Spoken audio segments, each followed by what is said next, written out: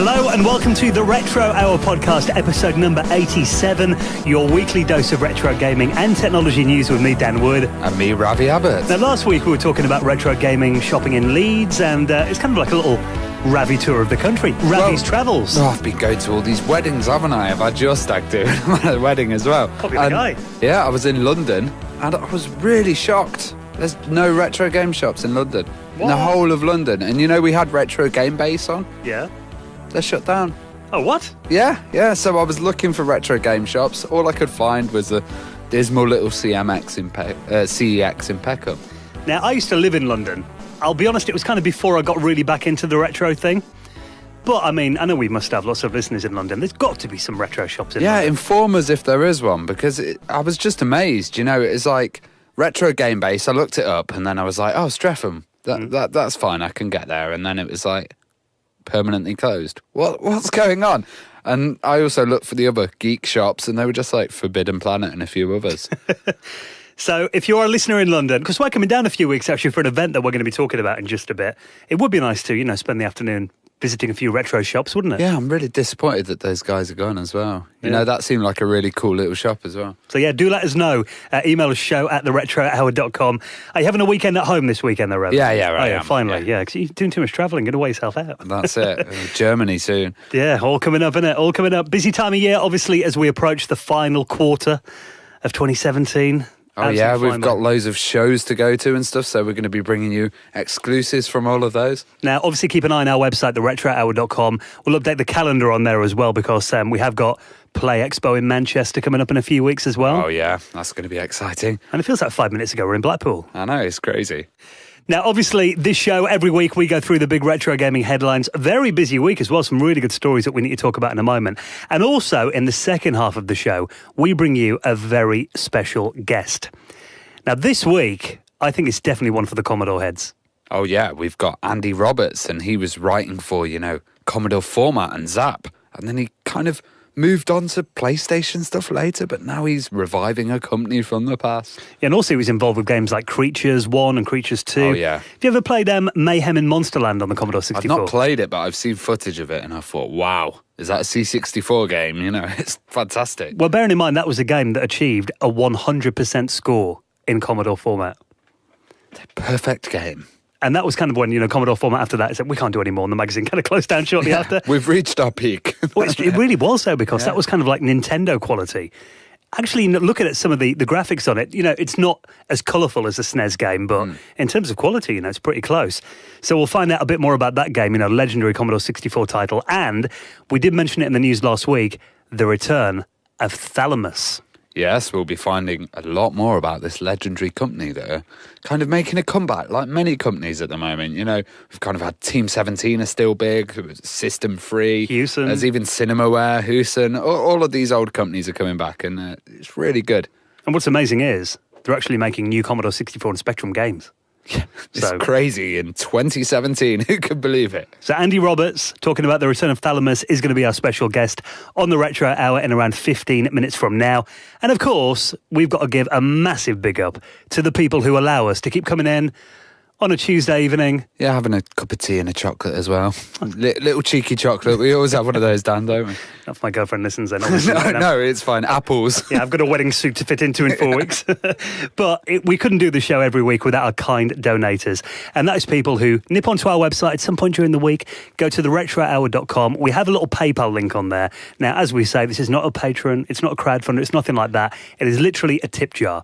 So if you enjoyed the show, obviously, you know, we're getting towards our second birthday now. If you'd like to see it continue into 2018, then all you got to do is nip onto our website. When you get a moment, it can be like even, you know, $1, €1, £1. Yeah, well, you know, we've had a couple of Bitcoin donations recently as well, which have been really nice, so thank you. Yeah, so we have PayPal or Bitcoin. All you got to do is nip onto our website. You'll find all the details at theretrohour.com. And if you do make a donation, that, of course, qualifies you for your place in the Retro Hour Hall of Fame. And making the Hall of Fame this week, thank you so much to Alan Bennett, Christopher Zaremba, Laurie Turgeon-Salo, and Greg Gorn, who've all made donations into the running of the Retro Hour podcast this week. And you can do the same. Just nip onto our website, theretrohour.com. And of course, there are many other ways to support this show as well. we did say last week, if you listen on iTunes, for example, or YouTube, them little thumbs up or the 5-star ratings, or even a review, they're always appreciated. Or a retweet or a little like, anything really. Yeah, we're all over social media, so you can get all those links on our website too. Now, should we get into this week's news stories? Oh, totally, yeah. This is a bit of a shocker. I can't believe this. All of our childhood illusions may have been broken. Oh no, what's happened, Dan? Someone massive in the world of retro gaming has retired. Oh God. Mario is no longer a plumber. God, what's he doing? Is he a dustman? Down the pits? Well, this has took the retro gaming world just by shock.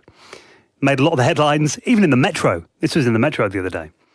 Now, this is according to Mario's newly updated official Japanese language profile on Nintendo's website. And this is how it describes him. It said, Mario is all-round sporty, whether it's tennis or baseball, soccer or car racing. He does everything cool. You could tell with that belly. He looks a sporty type, doesn't he? It said, as a matter of fact, he also seems to have worked as a plumber a long time ago. Suggesting that he's not a plumber anymore. I don't know. I've never seen him fix a U-bend. No, but did he have tools? In the movie, he was a plumber, wasn't he? Yeah, it was Bob Hoskins played a plumber, Yeah. plumber in that film, definitely. And I'm sure there have been some. I know I've seen the cover of like Mario Maker. I'm sure he's got like a spanner in his hand on that. Yeah. So it can't have been that long ago that he retired. No, he's not a cop or anything like that. So But then they're saying, quite interestingly, apparently, you know, when he was originally called Jumpman in Donkey Kong, Yeah. he was a carpenter in that. So I think he's well qualified. Mario. well, he had that big mallet, didn't he? So, like, you know, those wooden mallets are only used for carpentry and chisels. So, you know, he's obviously done a lot of qualifications in the past. He's a very busy guy. But someone actually mentioned, you know, going down warp pipes. That's kind of plumbing. I don't know. I thought there was good money in plumbing. Yeah. Doesn't need to. He's obviously rich enough. So enjoy your retirement, Mario. Now, Atari is obviously a company that we've been talking about a lot recently. That Atari box has been making the headlines all over. You found something that's not really made many of the headlines, bizarrely, on a lot of the mainstream kind of websites. But there is another Atari console that's going to be out in time for Christmas. Yeah, and this looks really nice, actually. And it's kind of affordable as well. And Funstock are kind of stocking it. And it's officially made by Atari as well. And it's a little portable 2600, which is called the Atari Retro Handheld. It reminds me a bit, I mean, you know, the size of it, a bit like a Game Gear kind of size, isn't it, looking at it? Yeah. And it's got the nice wood grain effect on the side, but it's also comes with 50 games as well. So, you know, it's got like all the Sword Quest, Yar's Revenge, Wow. and all of this built in. I'd love to know how it works or how it kind of, you know, if there's any lag or if there's any issues.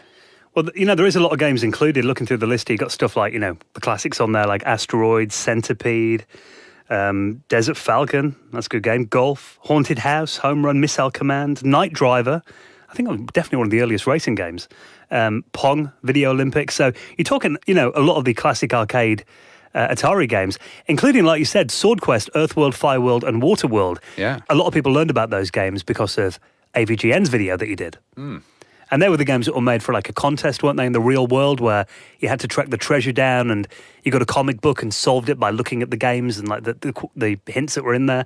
So I think historically there's a lot of interest in those games. So it does seem like it's a bit more than just those, you know, those TV boxes that you get with like the bog standard 10 Atari games that everyone has. Did you ever see Ben Heck's kind of Atari portable? No, I didn't watch that one. It looks quite like that, but this one's really nicely done, actually. It runs on like 3 AAA batteries. Yeah, well, so apparently. it's like, you know, really old school. Well, I was going to say that because usually you'd get like a lithium battery that recharges in most consoles or power it via USB. They're saying the only option is to power it via AAA batteries, which again is how we did it back in the day, isn't it? You know, playing stuff like the Game Gear and the Lynx. So Yeah. it is pretty cool. And it's got AV output as well, so you can have it on your TV. Yeah. Or maybe capture footage of it, you know. I'd love to see the looks you get playing that on the tube. Oh, yeah, that would be cool. And it's got that big wood grain Atari on the back as well. And it's meant- I might get one, actually. Was it out this month, is it? You could pre-order it at the moment. Going to be released in November, apparently. So, yeah, there you go. Perfect timing to find that in your Christmas stocking. So you get to this time of year and you start to think about what you're going to get. And, you know, you probably send the family and, like, the missus, what do you want for Christmas or your birthday? And, I don't know. Stuff like that, though, the cool little stocking fillers, aren't they? Yeah, and it's not very expensive either. How much is it? It's 40 quid. Oh, wow. Okay. Yeah, very reasonable. Now, speaking of things that are, this is actually a little bit more expensive, but classics that have been re-released. Have you heard about these re-released Street Fighter 2 cartridges that have been doing the rounds recently? No, but that sounds well cool. Well, this is Capcom. They've actually re-released Street Fighter 2 on a $100 cartridge. What? And according to The Verge, check out this for a headline, that might set your SNES on fire. Okay, so is this Capcom going back into the retro market then, just to make a fast buck, or? Well, it's weird because it says So $100 each. 100. Well, they're expensive, and they're in like this really cool kind of deep red color as well. They come boxed in, a classic Super Nintendo box, and these are real cartridges. These actually do work on the Super Nintendo. It's not just decorative, which is a weird part, really. And apparently, they're $100 each. There's only going to be 5,500 of these things made. With 1,000 of them, you'll also get a glow-in-the-dark Blanca green colour as well. And the rest are kind of this, it's meant to be Ryu's headband colour, the red. Yeah. So that's where the colours come from. Though which one you receive is apparently random, look at the draw, really. But it's all official Capcom, and I guess, is it just the original image of the game on there then? Yeah, apparently it's just Street Fighter 2 when you play it. It's not anything new. But what's bizarre is, because it's not actually the 30th anniversary of Street Fighter 2. Okay. That came out in, 92? Yeah. This is the anniversary of the original Street Fighter. Okay. The one that came out on the Spectrum and the Commodore 64. That no one played. Yeah, so I think it was an arcade game as well, but yeah, they're kind of clutching at straws a bit there. Well, they look very Double Dragon-y, don't they, in the first Street Fighter? I remember that. Completely different kind of game to the second one. And like you said, it was like pretty obscure, wasn't it, the first game? But I think, this whole setting the console thing on fire... How does it set the console on fire then? You do a special move and it just bursts into flames. If it was Mortal Kombat fatality, that would work, wouldn't it? But some people on this article here are saying, how bad must the internals be that they have to issue that warning?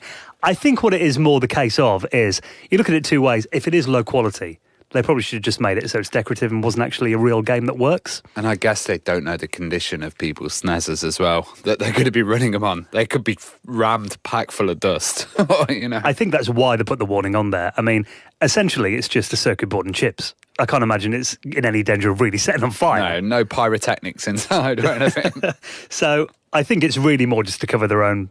what I mean? Yeah. Cover their own bums so they don't get into trouble if anything goes wrong with such old hardware. But they don't want to get this coming out in November as well. It seems like another Christmas one. All trying to get in the retro Christmas market. Although bizarrely, it does actually work out at 20 quid more expensive than the SNES Mini. Yeah. I love the comment that's on The Verge. You scroll down to the bottom.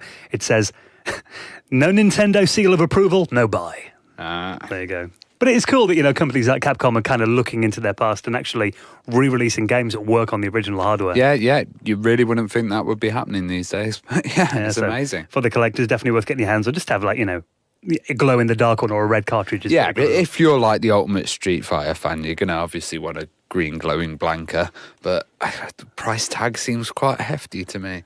But if they're only making 5,500, that's going to go in the true. future, isn't it? And you're not going to play on it anyway. I mean, who's going to put that in the cartridge? You might put it in once to see if it works in your system, but you're not going to be using it for your set it on fire once. Now, before we get into this week's special guest, we've obviously went to an Amiga Power event, didn't we, at the Guardian, at their gaming event last year, was it? Yeah, and it was really good, actually. Yeah. It was a full panel of all the Amiga Power guys. They had them on stage, and it was just really nice. It's quite far for us to go to London, but well, you know what? We went there. It's worth it. I think we'd only been doing the podcast about a month at that stage, hadn't we? It was like February last year. Yeah, and we actually met a load of listeners there that kind of blew our mind. It was the first event that we'd been to. Yeah, we ended up having a drink at the bar and everything. Well, we're going to go again, aren't we, to another Guardian gaming event that's coming up, because this one actually sounds really interesting, and it's coming up in a few weeks. Thursday, the 28th of September at 7 p.m. Guardian Gaming is Mega Drive versus SNES. Oh, yeah, and who is the host? Violet Berlin. What? Yes, of Bad Influence, the ultimate 90s TV host. And they've also got Shahid Kamal Ahmed, who's a veteran who worked on both of them. Yeah. Kev Bayliss as well, who worked for Rare for nearly 20 years. And then Keza McDonald as well, who was a writer and editor for Kotaku UK. And it's £15, which... Yeah, it seems a bit dear to me, but, you're not going to get this kind of unique setting. And I guess they might have limited numbers as well, because it's not that very big. Well, it's in the Guardian HQ, which is not a very big room, is it? That they hold the conferences in. So yeah, in the Scott rooms or. Yeah. But so, it's really nice. I recommend these gaming events. If you just keep an eye on them, the Guardian Live, have some fantastic stuff. I never knew that we'd be going to the Guardian building and seeing something about Amiga, let alone Bad Influence now. This is so cool. Well, you might be hanging out in the bar with Violet Berlin afterwards. That's a dream, mate. So if you want to come along, we'll put a link to that in our show notes at theretrohour.com. I mean, it is the week before I get married, but I'm sure Samantha will be glad of a break, for a night. Watch Nostalgia Lord make a beeline for that event. It'll be on the front row. Yeah, well, I think it's definitely worth coming along. And obviously, if you guys are, do let us know, and we'll hopefully meet up for a few drinks in the bar afterwards before. What's our train back? About 11 p.m. normally, isn't it? So hopefully we'll make it like we did last time. It finishes at 8:30, so we've got a while. We have. So it's definitely worth attending, like you said. I think it's going to be... They reckon this is going to be quite a lot of debate in there. I remember it got a bit vicious at school, didn't it? Super Nintendo versus Mega Drive. Yeah. Well, I'm definitely on the Mega Drive side, I've got to say. Yeah, same here. But let's see. Not going to get any debate in that way. So if you want to come along, we'll shove that in our show notes at theretrohour.com. Right then, well, thank you for checking out episode number 87 of the Retro Hour podcast. Please do keep in touch with us on social media. If you're on Facebook, you just search for the Retro Hour podcast, or on Instagram and Twitter, Retro Hour UK on there. You get all those links on our website. We'll be out again next Friday, available from all of your favourite podcast clients. And now, this week, it's definitely one for the Commodore 64 fans. And we're going to talk about the return of a legendary company. Thalamus is back. With Andy Roberts. And we'll see you next week. Ciao. You're listening to the Retro Hour podcast, and it is our favourite bit of the show. Time to welcome on this week's very special guest. And this week, the man who is behind the rebirth of the legendary Thalamus. Welcome to the show, Andy Roberts. Hi guys, thanks for having me. No problem. Now, obviously, we're going to get into this Thalamus comeback, which is very interesting news that we did mention on last week's show. First of all, though, let's reminisce a bit. Let's go back in the day. What was your first ever computer experience then? Where did it all start for you? Now, this is a question I've been thinking about for a few days, because I know that you guys always ask this, and everything kind of blurs into one for me. My dad was a TV engineer, so we always had technology around the house, and there was always like a dismembered television on the kitchen table or something like that. I think my first kind of experience was a console experience. You remember those little grandstand kind of TV, Pong, and multiple sports games tennis and stuff like that. I think he brought one of those home. He was fixing it and he brought it home for us to play. And I think around about the same time, my school was trying like a pilot program. I must have been 10 years old, something like that. And once a week they would take us to the local Tandy, and they sat us down, and we could basically sit on their TRS-80 computers for about an hour and type in little programs and stuff like that. And I also remember like when the ColecoVision came out as well, my dad went to a conference in London and I tagged along with him, and he went one way to look at all the TVs and stuff like that, and I went the other way because there was a ColecoVision exhibition. And that seems to happen all around the same time. So I had a lot of kind of bits of exposure to computers, but nothing really. I didn't really get my own computer till I was about, I think, 11 or something like that. My first computer was a Commodore 16, and I desperately wanted a Commodore 64. And I think my mum had let something slip that, oh, you're going to get a Commodore for Christmas. And I thought, oh, fantastic. And it was Commodore 16, which was, it was great, but it wasn't a Commodore 64. Well, actually, we have something in common. My first machine was a Commodore Plus 4, so... Oh, fantastic. So the Plus 4 was even more rare than the Commodore 16. Played the same games, I think, didn't it? I remember like Treasure Island and Fire Ant and Icicle Works. There was actually, I know it was underpowered compared to the Commodore 64, but there were a few hidden gems on the 16 and Plus 4, I think, if you knew where to look.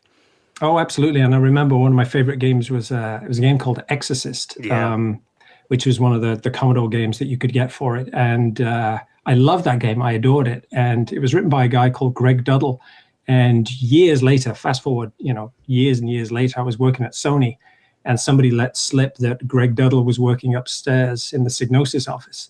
So I sent him this email saying, are you the same Greg Duddle who wrote Exorcist? Because I thought there can't be that many Greg Duddles in the world.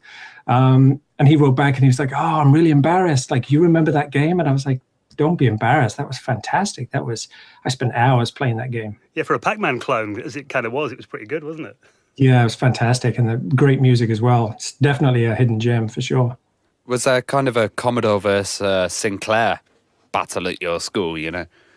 Yes, and I only really stepped into that when I got the Commodore 64, and I was very aware of the Spectrum. Like, friends of mine had Spectrums, and I seem to remember my cousin, at one point, he had a Spectrum, but it was like the 16K version, and I went around to his house one day, and I think I wrote about this in one of Sam Dyer's books. I went around to his house, and he said, "Come and have a look at this." He said, "It's just like the speeder bike chase from Return of the Jedi." And of course, my eyes got wide, and he sat me down, and he loaded up, is it Death Race or Death Chase? And that was it. We'd go out and play and have adventures and stuff like that, but we basically sat there for the entire day playing this game, just kind of speeding through the forest. And to us, it was Return of the Jedi back then. I mean, nowadays you look at the graphics and they're fairly primitive, but back then, your imagination filled in all the gaps. But yeah, the Spectrum versus Commodore thing, it was fierce. And even to this day, I'll still have conversations with people and, just kind of gently poke them in the ribs, like, "Oh, you had a Spectrum, that must have been terrible for you," and all that kind of stuff. In fact, the best story was of one guy. He was very much in the Spectrum camp. He would have defended it, to his death. And then he came round to my house one day, and I showed him Uridium, and blew his mind straight away. Went home, said to his mum and dad, "I want to sell my Spectrum. I want to get a Commodore 64." So he did a complete 180 when he saw, the quality of the games. What magazines were you kind of reading at the time then? I used to get a few hand-me-down magazines. I remember there were some kind of friends of the family, and they had a Commodore 64, and they would kind of, give me any kind of old magazines and stuff like that to read. I mean, I was quite young when I got my Commodore 16. I didn't really have a lot of money, and I didn't get a lot of pocket money, and didn't have a part-time job. But my real kind of formative experience was Zap 64. I remember it was issue 17, so that would have been 86, I think, or 87. And it's the one that had night games on the cover. And I got that magazine before I even got my Commodore 64, and read the magazine again and again, cover to cover. And that's really what got me interested in the magazine side of things was, just the love of words. I mean, like, Rignall and Penn, very much kind of geniuses of their time. Just what they did, the style, the enthusiasm, the passion, just absolutely fantastic magazine at its prime. And, instantly fell in love with it. And the good thing about it was, I think you could play the games sort of vicariously through them. You could tell when a game wasn't a good game, not just by the rating, but just by the way that they talked about it. They genuinely felt dejected. They seemed dejected when a game didn't score too well, and they genuinely seemed, just completely wowed when there was a gold medal and stuff like that. So definitely Zap 64 was like the key magazine for me. Well, I mean, we'll get back onto the magazines soon, because I know you had obviously more to do with magazines as the years went on. Mm-hmm. But around this time, I mean, were you a fan of Thalamus's games, stuff like Hunter's Moon and Delta and those kind of games? I think I was initially a bit late to the party. I mean, the first release was Sanction. And I remember, let's just say I didn't buy the original game. Somebody gave me a copy of the game, and I remember playing that. It was primarily for the music. I'd heard that the Sanction loading music was this fantastic new piece of music. So that's really why I wanted to play Sanction. And it wasn't really until Delta that I really started to kind of, appreciate that the quality of the games that they were producing. I think you made an interesting point there as well about, that day that we all remember as kids, probably, when we discovered that a tape-to-tape copier would actually work on your own Commodore. Yeah, exactly. But I think I very quickly got I think they were called backup boards, and you could plug two tape decks in at the same time. So while it was loading, you could copy on the other. And that was one of the first bits of hardware that I actually bought. So a friend would come around on a Saturday with a bunch of games that he'd got, and I had a bunch of games that I'd got, and we'd have C90 cassettes, and we'd basically just sit there the entire day just trading games, and then you'd go away during the week and kind of play those games. And I guess one of the things about that era too was, because you were copying the games, you didn't have instructions, and you couldn't go online and find out how to play them. So a lot of the time we spent the week kind of playing the games and trying to figure them out. And then we'd meet up again on Saturday and he'd say, oh, I figured out the controls in Whizball, or I figured out if you push the P key on this game, then it does this. So there was a whole kind of process behind copying the games of just figuring out how they worked. Because a lot of them back then, I guess they had, very intrinsic control systems and stuff like that, especially Jeff Minter games. You didn't generally sit down in front of one of his games and know exactly how to play it. There was a bit of a learning curve involved.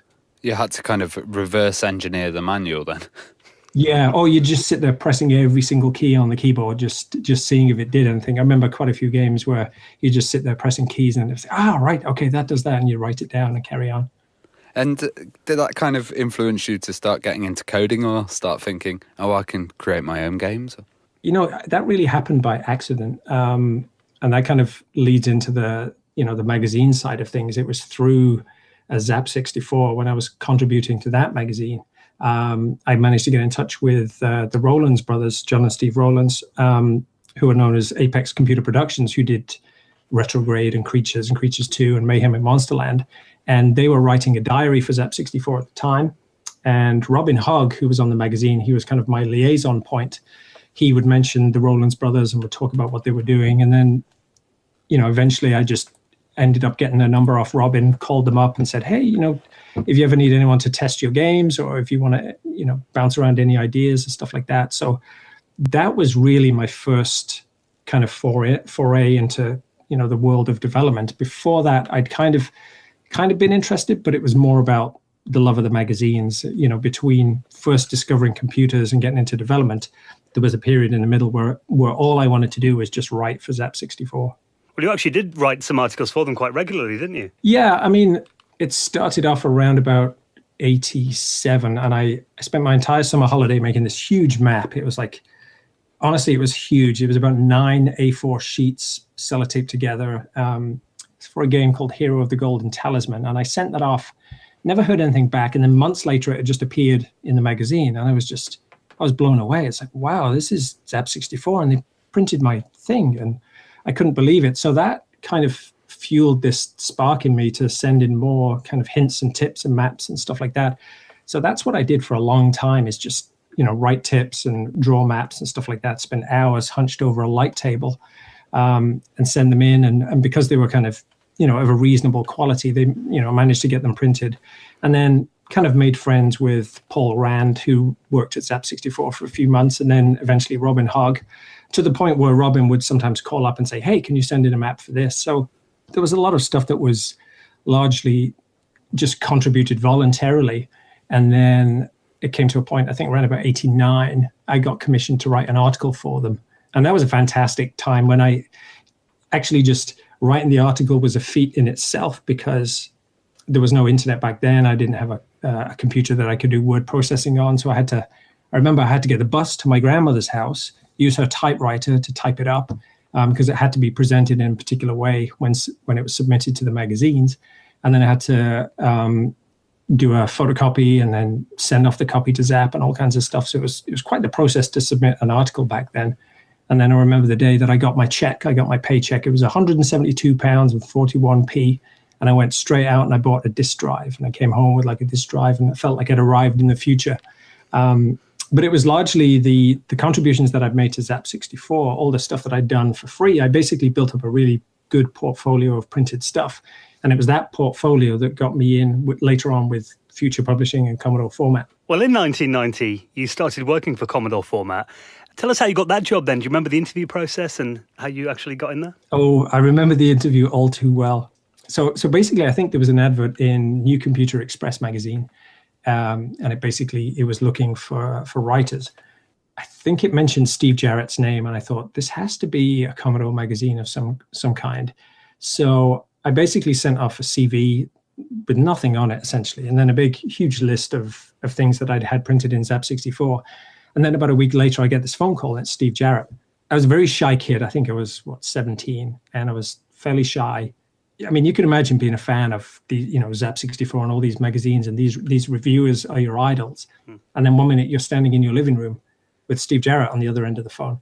I think I managed to blurt out like 2 words, like, he said, do you want to come down for an interview next week? It's this, the address of the office. This is the time, blah, blah, blah. And I'm kind of, okay. And that was that. And it took a while to kind of process that. I was like, I just had a phone call from Steve Jarrett. And, as the week went on, I got more and more nervous. And when I got to Bath that day, I remember it being stinking hot and I didn't know where the office was. And it's quite a walk from the station. So by the time I got to the office, I was kind of drenched in sweat and I was just nervous and uncomfortable and, real kind of fish out of water. But I was interviewed by Steve Jarrett and a guy called Steve Carey, who is one of the publishers, and another guy called Greg Ingham. Greg is a very tall guy. And I remember we were crammed into this tiny, tiny office. I mean, there was barely enough room for a couple of chairs in there. And it was a very, very intimidating experience. I mean, not least the fact that I was very quiet and very shy, but, you've got Greg standing there and he's, well over 6 feet tall. Steve Carey was asking a lot of, very blunt questions as is his nature. And I was just very intimidated by the whole thing. So again, I think I was probably very quiet, didn't sell myself too well. So I didn't end up getting the job, but I think it was a couple of weeks later, I heard back from Steve Jarrett and he basically said, look, we're going to give the job to somebody else, but, we want to give you some freelance work. I think he appreciated what I'd done for Zap 64 and he understood the quality of my work, I would hope. So yeah, it was a difficult interview process, but it was a good learning process. And I think years later, I went down to visit the team and I was staying at Steve Jarrett's place. And we were talking about the interview process. And he said, Andy, I just think you needed to, and I said, what, you mean sell myself a bit more? And he said, no, Andy, you just needed to speak. You didn't say a word. So I must have been like a complete deer in the headlights. But thankfully, Steve saw something in there and offered me some freelance work. So initially, I did bits and pieces for the magazine for about the first 12 months. Then Steve and Andy Dyer, they both left the magazine pretty much overnight under cover of darkness because they were going away to a secret location to start Total magazine. So I literally got a phone call one day saying, Steve and Andy have gone. Would you like to do the entire tip section yourself? And again, one of those deer in the headlight moments. It was just, okay. And literally for the next 4 or 5 years, that's what I did. It was about 13 or 14 pages of content every single month for not a lot of money by today's standards. But again, I was 17 years old. I was in my bedroom playing games. You'd send off your stuff, before the deadline every month. And that was that. It was fantastic. Well, back then it was incredibly hard to find cheats and walkthroughs and any kind of information on games. Did you end up finding some yourself, or how did you get the cheats? A combination of things, really. I mean, I understood the technical side of it a little bit. So sometimes there was some hacking involved. I mean, like the action replay, that could generate some pokes on its own, but sometimes it was quite a process to kind of hunt through memory and find out, what was what. Luckily on Commodore Format, we had a couple of people. There was Warren Pilkington, or was, and a guy called Martin Pugh, and they were the real hackers. They were the guys who put together the listings that you would type in before the program ran. So generally speaking, once a month, we'd send them a whole bunch of games and they just work their magic and put these listings together. But in terms of, pokes and solutions and maps and stuff like that, that was generally done by myself. So I'd literally have to sit down with a game that the editor had suggested, this would make a good game to crack. So that would be the game that I'd have to solve. So it's quite tricky in the beginning because I'd have to solve games to order and they wouldn't necessarily be games that I wanted to solve. But as time went on, I had a bit more freedom to kind of suggest, well, why don't we do this game, or why don't we do that game? But I think one of the strangest experiences I had was, like you say, back then there was no way to get information on these games. And I remember we had started doing a series of solutions for the Dizzy games, and there was nowhere to turn, of course. There's no internet. So how do I find out how to solve Dizzy? I just couldn't figure the game out. And so I seem to remember they had a telephone helpline that you could call up. It was like an 800 number or something like that, where, it was like 40p a minute or something obscene. And I thought, well, I can't call back every time I get stuck. It's going to cost a fortune. So I remember getting an old telephone and basically getting the soldering iron out and basically soldering in some wires so I could hook up the telephone to my cassette recorder. And I called the helpline and recorded the Dizzy solution, stayed on for about 5 or 6 minutes, recorded the Dizzy solution onto a cassette, and then played that back, used that to solve the game. And then from that, basically rewrote the solution in my own words, basically, changed a few things here and there because, there were more efficient ways of finishing the game. But I use that as basically the crutch to kind of get through the game the first time. So sometimes you had to use every resource at your disposal just to get the information. Yeah, that was pretty ingenious, actually. I hope Codemasters are okay with that. I hope they're okay with what I did. Was it odd that a C64 mag kind of launched in 1990? They had a Amiga format and the other magazines out there. How did they react to Commodore format? I think everyone was a little bit surprised, myself included. I never really understood why that particular moment. I mean, I suppose Future were they were trying to build out their portfolio, it seemed. So, they had an Amstrad magazine, they had a Spectrum magazine. So it seemed to make common sense on paper, I guess, to start a Commodore 64 magazine. But when I first heard about Commodore Format, my initial thought was, you're going up against Zap 64. So that's a real kind of David and Goliath situation, because Zap 64 was, whether you liked it or not, it was very, very firmly established. And, if you've got a loyal audience who only have a pound or a couple of pounds a month to spend on a magazine, they're going to go with what they know. So, but I didn't really question it too much. I really took it as, here's a chance to do more. Here's a chance to, do what I was doing for Zap 64, but just do more of it. I mean, Future Publishing had a certain allure for me. I think it was on paper, it was a place that I really wanted to work.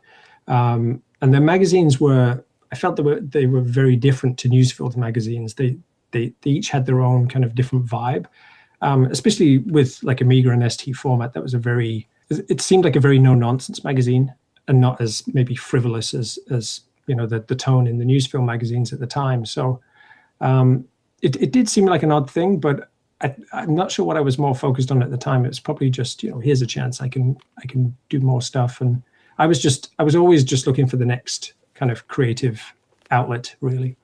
Well, I think, now we look back at years and like dates that machines and stuff came out. But I mean, we often forget that, the Commodore 64 and the Spectrum were still really big into the, pretty much the mid-90s, really, weren't they? It's crazy. I mean, I know a guy called Neil Grayson really well. Neil runs the Commodore Format archive, and we talk about it a lot. I mean, I think it was on this day in 1995 that the last issue of Commodore Format came out.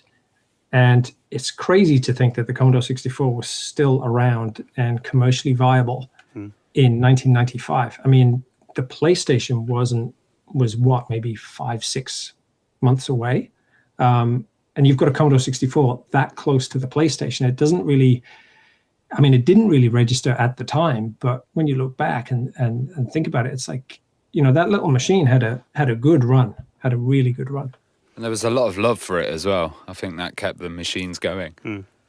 Yeah, absolutely. I think the whole 8-bit era was really kind of founded on love. And I must admit, it was a couple of years ago, I was doing some articles for Sam Dyer's Spectrum Compendium. When he first asked me about it, I'd played some Spectrum games, but I wasn't really into the Spectrum as much as the Commodore 64. So a lot of that writing kind of entailed going back and doing research and reading the old articles and all that kind of stuff. It's, I guess, when you're embroiled in that battle between Commodore and Spectrum, you don't seem to realize that all the magazines that I read and loved, all the games I played and loved, it's exactly the same on the Spectrum side of the fence. Like, and they had some gems too. There were some fantastic games out for the Spectrum. Well, outside of the magazine, you were involved in some very well-respected Commodore 64 games, Creatures and Creatures 2. Yeah. How did that involvement start then, and what was that process like? The Rowlands brothers, they were writing a diary of creatures in Zap 64 magazine. They just released Retrograde, and I was chatting to Robin Hogg, and we were talking about Retrograde, and I said, who are these guys? Because they pretty much came out of nowhere. Like, Retrograde was the second game that they made, but it was the first game that got released. So right out of nowhere, you've got this amazing game, like fantastic by Commodore 64 standards. I was really intrigued. It's like, who are these people? So Robin, we would talk about them, and Robin said, why don't I just give you their number and you can give them a call up? And, I called them and offered, to maybe give them some ideas for Creatures, or not that they needed my ideas. but whether they needed any testing or feedback and stuff like that. And I think I remember in the first chat that I had with John, who was the eldest of the two brothers, he was the programmer. And he said, it'd be really cool if you could come down here sometime and, we could go out clubbing and stuff like that. And again, I was 17, painfully shy. And it's like, oh, okay. Bit of a deer in the headlights moment. But I started going to visit them. They lived in Essex. I was based just outside of Liverpool at the time. So it would literally be like a mammoth kind of 6-hour train trip just to get out to Essex and hang out with them. But that's really how that relationship came about. And I would contribute various ideas to creatures. And I think I ended up doing some graphics and stuff for them for the intro sequence for the game, and just kind of generally got into it. It was really their influence, like just watching how Steve would create his graphics, and how, I would literally sit with them as they were making the game. So seeing how John would code certain things, that's really what sparked my interest in kind of making games myself. So we worked on Creatures, and of course after that came Creatures 2. Creatures was a bit of a nightmare experience towards the end, because I think Thalamus wanted it out just before Christmas. So we had about a week to get it done, and it was, it had some bugs in it that needed to be fixed. And we needed to go down to the duplication plant to create the master tape for them to duplicate it and get it on the shelves. And I think during that last week, we basically went down to the duplicators on a Sunday evening, and we stayed there till the following Friday in the same set of clothes.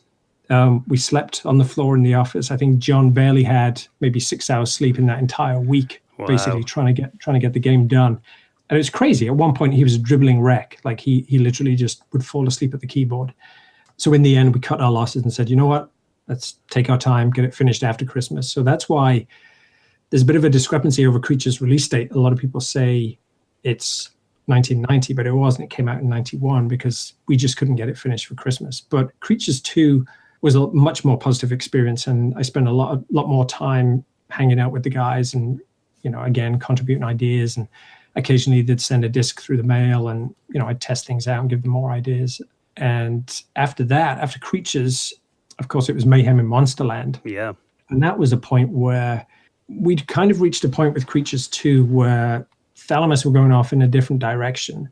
So John and Steve really wanted to kind of, do their own thing. It's like, maybe we can publish this game on our own. We don't necessarily need a big publisher, because, I mean, a polite way of saying it would be they didn't become millionaires from Creatures, despite the fact that it was one of the best-selling 8-bit games of its time.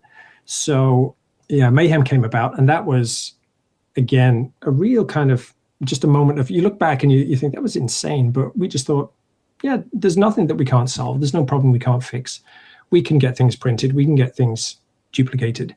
So yeah, that just began the process of kind of making the game. And again, I think I worked remotely from the guys for about the first half, and then I moved down to Essex, like during the second half of the development. But again, it was just people sitting in a bedroom making a game, just putting in the best ideas that they thought and just giving it their all. So yeah, it was very much like those kind of gold rush kind of entrepreneurial times where you could just pretty much do what you want. There were no rules or boundaries or gaming conventions. It was just, if you had a good idea, we'd try it out. If it worked, it stayed.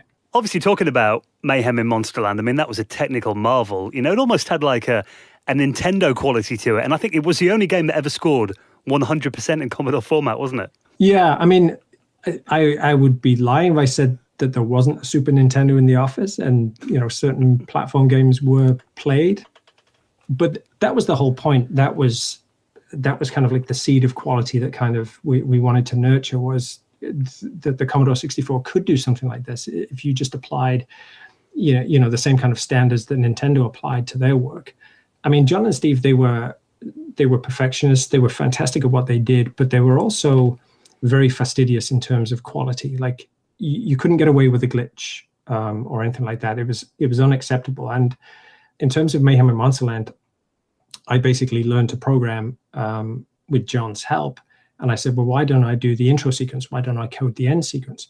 Again, not really knowing what I was doing, but certain that I could figure it out. And during that process, there was a slight glitch on screen or a flicker or something that was just ever so slightly off. it would always have to be worked out. It was just this constant drive for quality, which is fantastic, and it certainly shows through. Like the product is, it's very, very solid. I mean, there was a lives bug. The game kind of slipped out with a bug in the lives counter, but that came about because we were so good at playing the game. I think when you went down from 10 lives to 9 lives, you actually went to 0 lives. But that never happened for us when we were testing it, because we became so good at the game by the end of it that we never dropped down below 10 lives.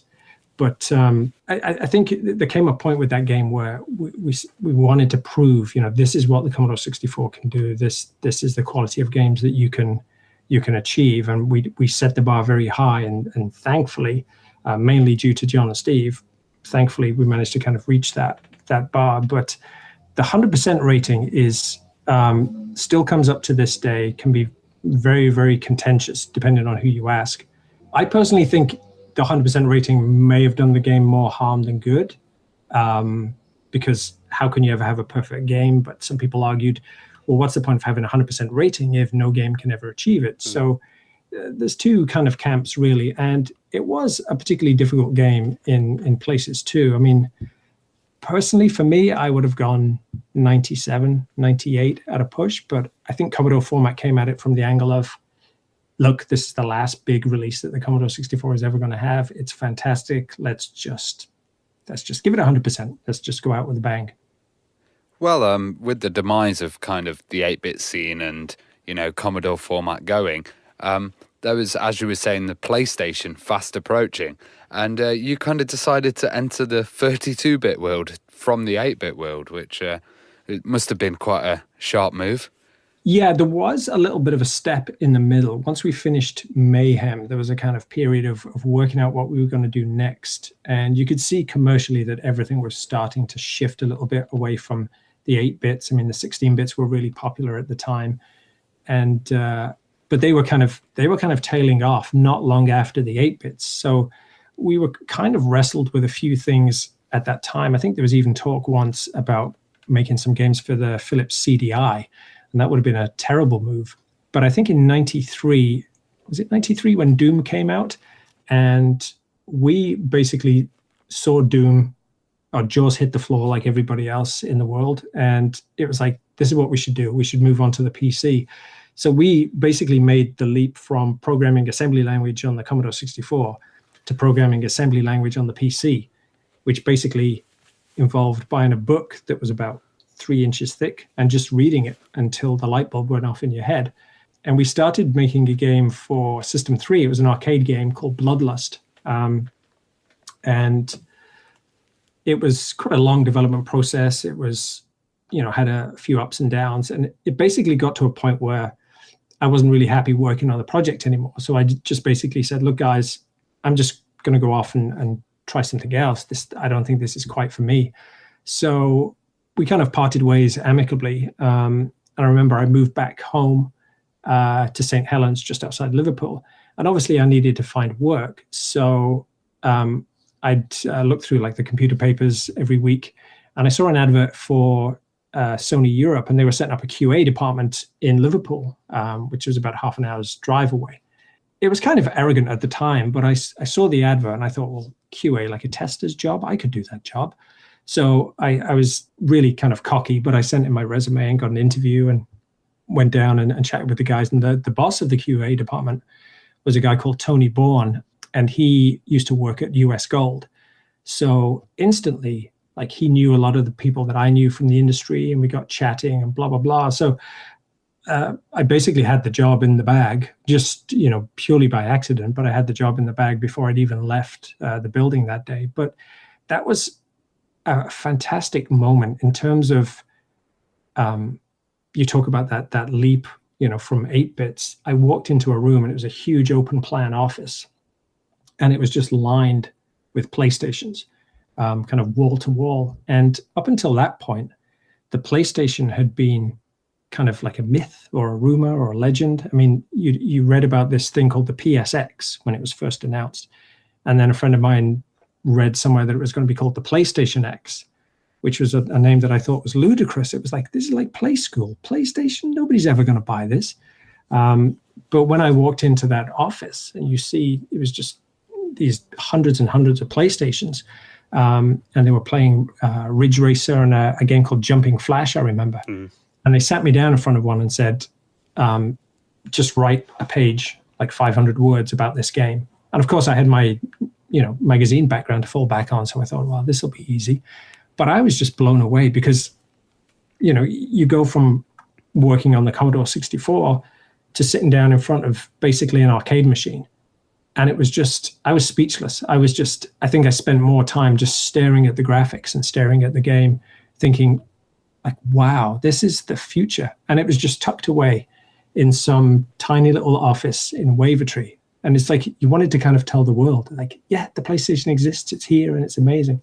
So that was quite the leap. But I stayed with Sony for about a year. And that was an amazing time because that was before and through and post launch for the PlayStation in Europe. And just to meet some of the people involved and, some of those early games that came out, it was a really, really fantastic time. I mean, nobody really knew what they were doing. We had no real test guidelines that were all kind of made up as we went along. And it was a fantastic time, though, in terms of some of the people that you'd meet would be really exceptional gamers and stuff like that. And I got to a point where, again, the creative urge crept in. And I said to my boss, you've got some really great testers here, some really great games players, and they have a lot of really good ideas. Why don't we set up maybe a beta department where companies can submit their games early and we can test them at beta stage and give them feedback on the actual game instead of just giving them a list of bugs at the end of the game and, which no developer wants to get. We can actually give them feedback and suggestions and whatnot. So we set up a kind of unofficial beta department, and the first game that kind of landed on my desk was Crash Bandicoot. And again, this game came out of nowhere. Nobody knew that it was happening because it had been developed by Sony America. And instantly there was a crowd around the machine. And again, I'm just playing the game, just staring at the graphics, thinking, how did they do this? Because it wiped the floor with every other game that we'd seen. And so eventually I ended up writing a huge, like 30-something page report full of ideas and feedback and stuff like that. Ended up getting my name in the end credits. And that kind of bled into kind of other projects, like the first Formula One game that came out for the PlayStation that was developed by Bizarre Creations, who were just around the corner. So we would literally leave work at Sony and then go over to Bizarre Creations and hang out in their office for a few hours, just raiding the snack cupboard and, giving them feedback and stuff like that. So we got to see, the birth of Bizarre Creations going from like a 2 or 3 man company up to the massive studio that it eventually became. So yeah, it was one of those really kind of strange twists of fate just from answering a simple ad. I think, people often forget just what a revolution the PlayStation was. I mean, we talk to people as kind of two systems they always mention, like when they first saw the Amiga and first saw the PlayStation, those were like the two massive defining changes. Absolutely. I would agree with that because I remember being a Commodore 64 owner, I saw I think a Wild Copper demo on a friend's Amiga. I still have my diary from that time. And I ran home from my friend's house and I wrote in my diary, it's like, I have to get one of these. And I was only, at the time, I think I was getting like £1 a week pocket money. So it would have taken several years to save up. You'd still be saving now, I think. Yeah, I think it would have just paid for it by now. But yeah, I would agree with that. The Amiga blew me away. It's like, I have to have one of these. And then I saw the PlayStation. It was just one of those things. It was like, wow, this is really going to take the world by storm. And I think it did. Like, I think one of the things that the PlayStation isn't really credited for, it changed the culture of games as well. I think it made games a bit more socially acceptable because it would sit under your TV and it wouldn't be something to be embarrassed about. Like, oh, he's in his room playing computer games. It became more of a central thing. It became more of a social thing. I think people who didn't necessarily understand what computers and computer games were, they began to understand what the PlayStation was. And I think the PlayStation and the Saturn should definitely take a big chunk of credit for that, for really kind of defining that, how video games fit into our culture. And I remember there was Future Publishing had a magazine called Future Gamer, which was like the first online magazine that they did. They would also email a copy to you if you only had email. And I remember writing an article for that in terms of, I think it was called The Word on the Street, because The Word with Terry Christian was really big at the time. So, the kids who'd grown up playing computer games were now moving on to the PlayStation. They were watching The Word. You'd come home from the pub on a Friday night, you'd watch The Word, you'd play some PlayStation games. So the whole kind of cultural landscape around video gaming really changed at that point too. Well, there was one game, kind of bringing the Amiga and the PlayStation together that you worked on later on. With System 3, you worked on Putty Squad on the PlayStation 2. What were kind of the challenges of bringing that game to the PS2, being that it was originally a 16-bit game? And highly anticipated. I'd basically been working with System 3. In fact, I got to work with a guy called John Twitty, who wrote the Last Ninja games on the 64, and we'd been working on an Xbox version of Last Ninja called Last Ninja The Return. And I think around about that time, System 3 had just launched their Play It label, which was kind of like a budget label. And one of the games that they wanted to do was Putty Squad. And they also wanted to do a version of International Karate, but basically give them a little nudge into the next generation. So IK was destined to be like a 3D game, kind of like a Virtua Fighter almost. And Putty Squad would still be a 2D platformer at heart, but with a few kind of little 3D embellishments here and there. It's very tricky, actually, in those days to sell a 2D game. I seem to recall for a long time, Sony would veto anything that was 2D because it didn't showcase the 3D kind of hardware. It didn't really showcase what the machine could do. So a lot of 2D stuff was very quickly vetoed in the beginning. But yeah, I mean, for one reason or another, neither Putty Squad nor IK actually came out. But they were a very interesting experience trying to make that transition onto PlayStation development. I mean, they were both destined for the PS2, which again was a quantum leap up from the PS1 and a whole different way of putting games together. But yeah, it would have been interesting to see what the critical reaction would have been to those games, because there was kind of like there was a gold rush time with the PlayStation when, the Platinum range started coming out and the price really fell.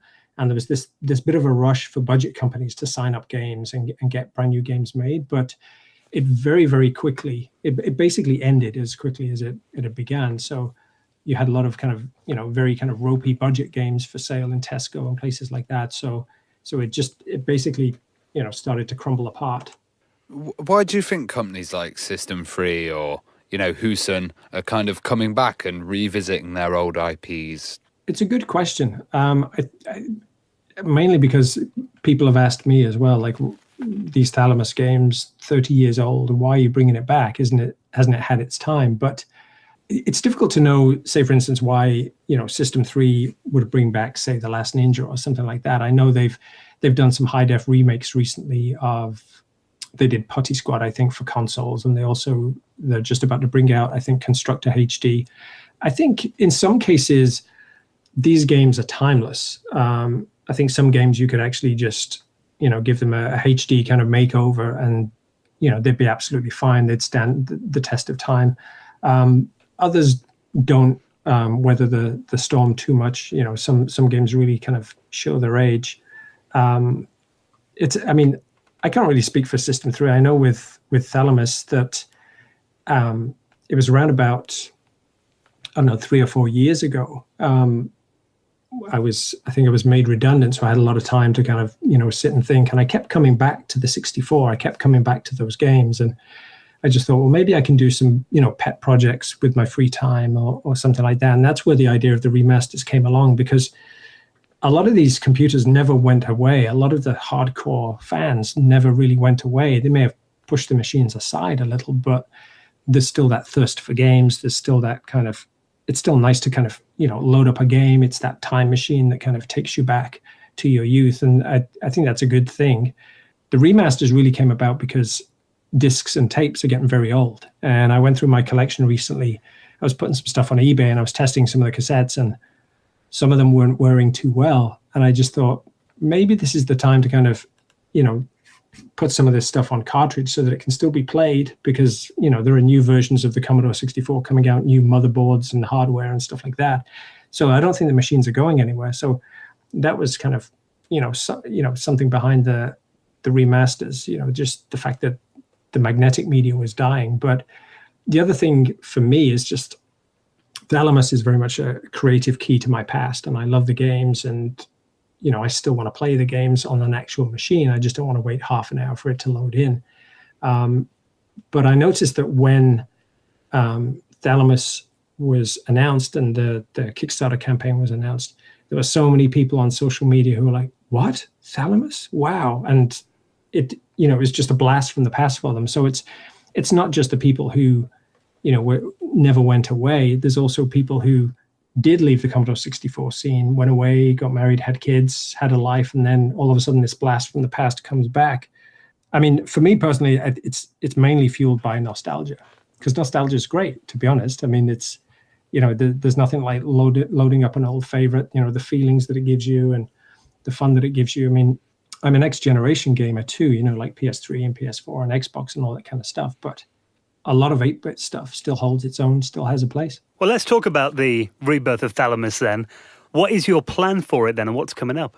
The original plan was really I had this crazy idea. It was almost like Ocean's 11, but to put together this dream team, as more and more kind of old heroes and programmers and artists started to appear on social media, it's like, well, maybe they have some spare time. Maybe this artist can do some graphics. Maybe this coder can help out. We can put together some new games. Because around about 3 or 4 years ago, there seemed to be this steady kind of climb in interest again in terms of new games and stuff like that. And there are a lot of companies like RGCD and Cytronic and whatnot still releasing games for the 64. So it started off as this kind of like pipe dream of like, yeah, maybe we can get this person involved. And everyone was kind of very amenable to the idea, but everyone has busy lives. Everyone's grown up now and, has those responsibilities and whatnot. So as enthusiastic as everybody was, trying to assemble a game was a little bit trickier. So that's where the idea for the remasters came up. It's like, well, if we're going to make some new stuff, why don't we do some, pave the way, do some groundwork and remaster the original games. And then the new games, they can be designed specifically for cartridge and they could follow on directly from the original games. So it was really just a kind of like rebrand and re-release, almost like a director's cut or like a remastered DVD, just to give them a spruce up, a polish up, take advantage of modern technology, put them on cartridge, give them a save facility so that, you didn't have to rewind to the start of side B every time you died and stuff like that.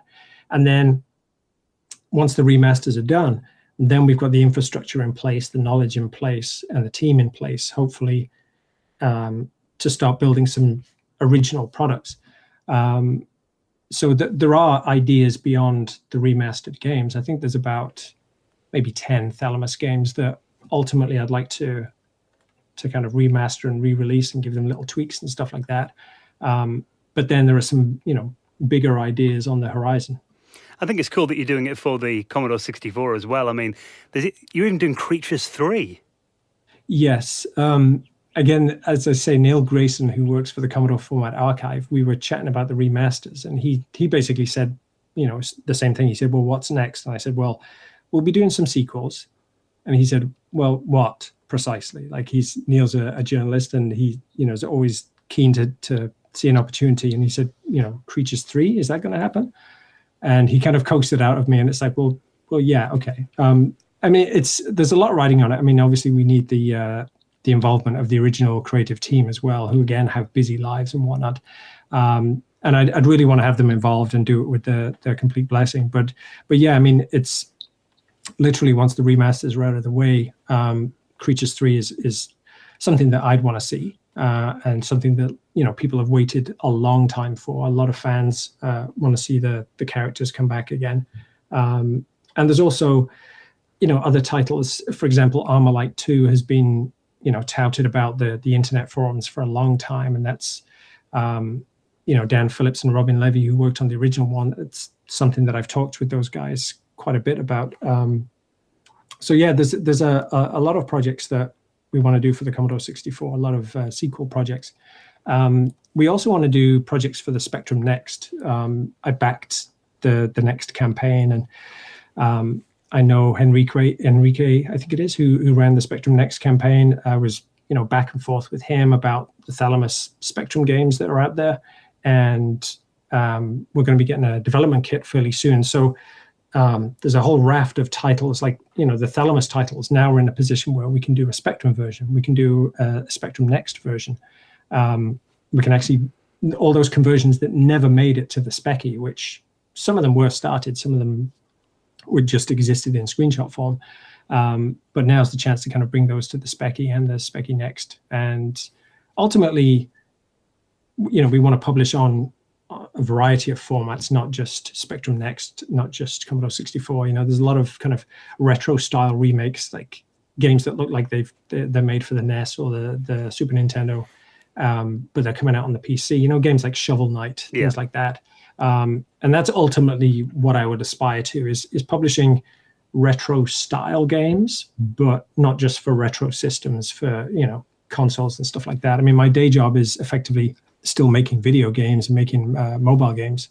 So, I know the process involved in getting a game out on the Commodore 64. I know the process involved in publishing for Xbox and publishing on Steam. So to me, it's like, I have the opportunity to kind of, rush home every night and do other side projects too. So I guess I'm still kind of like an antsy creative kid at heart.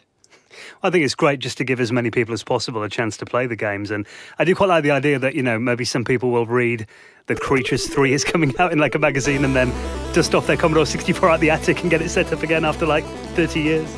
Hopefully. I mean, it never goes away. I mean, like I say, I have a Commodore 64 set up here, and I was putting a bunch of stuff on eBay recently, so I was playing through a whole bunch of games, and the quality, it's a bit of a roller coaster, but it always manages, the games that you loved and the games that you played to death. It really kind of, that nostalgia, you can't describe it, and you can't really bottle it, but you just have to go back and play the games. But yeah, that's the idea, is that someone will see it and think, I think I've still got that Commodore 64 in my attic, or I think my mum's still got my Commodore 64, and they'll actually dig it out. But now it's easier; they can just pop in a cartridge, flick on the power, and that's it. They can play the game straight away.